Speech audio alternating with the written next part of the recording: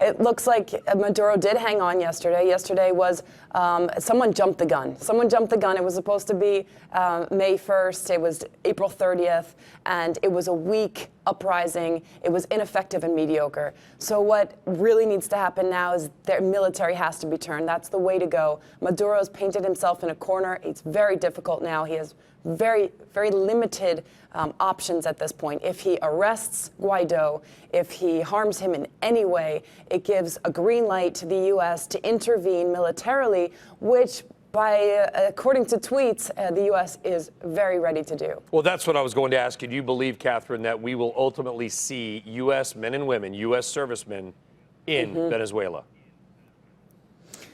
I think it could happen. I wouldn't say that it's going to, Brian, but I think it could happen if, in fact, Maduro moves on Guaido.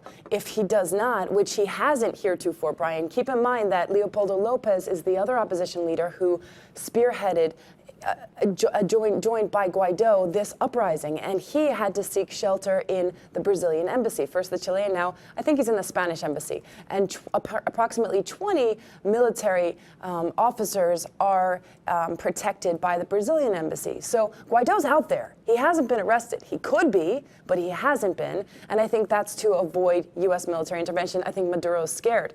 At the end of the day, the U.S. would love to see Guaido take power. It's the troika. They call it the troika of tyranny: Nicaragua, Cuba, and Venezuela. And if the Venezuelan dictatorship falls, Cuba likely falls with it. And in the wake, the U.S. would look to rid Nicaragua of this socialist autocracy as well. Well, there's two ways. We're showing the video, by the way, while we're talking about the fighting that was even between former fellow members of the same military fighting against each other now.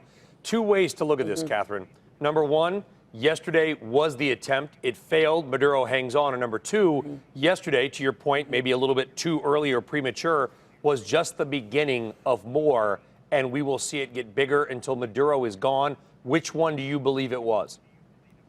I think it's his days are absolutely numbered, Brian. Yesterday was a failed attempt, and protests in the streets are not going to do it either. The fact is, Brian, and you know this as an oil expert as well as I do, Venezuela's oil production has collapsed. It's absolutely collapsed from 3.5 million barrels per day to under 1 million.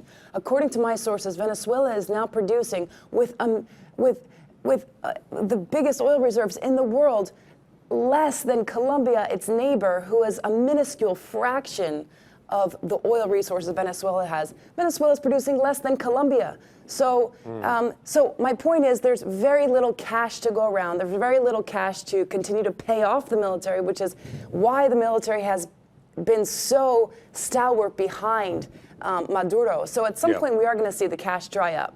The other angle is this. Now, yesterday, I'm sure you know Russ Dolan, a fellow Miamian there, doing some great work about Venezuela at Caracas Capital. He put out a note to clients yesterday. We got the note as well, where, according to his sources, flight trackers tracked a Russian private jet that came from Russia, flew direct into Venezuela, stayed for about 12 hours. They don't know what it did. Then it landed apparently in Punta Cana in the Dominican Republic. What do you believe the Russians, if that is true, may be doing or getting out of Venezuela? Well, look, we heard Congressman Mario Diaz-Balart mention something about the nuclear arms from Russia going into Venezuela, and he's a very credible source. He's a congressman also from Florida. He said that yesterday. So I think your audience needs to realize that Venezuela is a security threat. It's a national security threat to the United States. Not only are they state sponsors of terrorism, which they've been contemplated by the U.S. to be added to that state sponsor of terrorism list, they have Hamas, they have Hezbollah, they harbor ELN, they harbor the FARC. These are things that we already know have been going on. If there is an escalation and Venezuela gets nuclear armed by Russia, for example, then it's a whole nother level. And I think that the U.S. really would need to take action.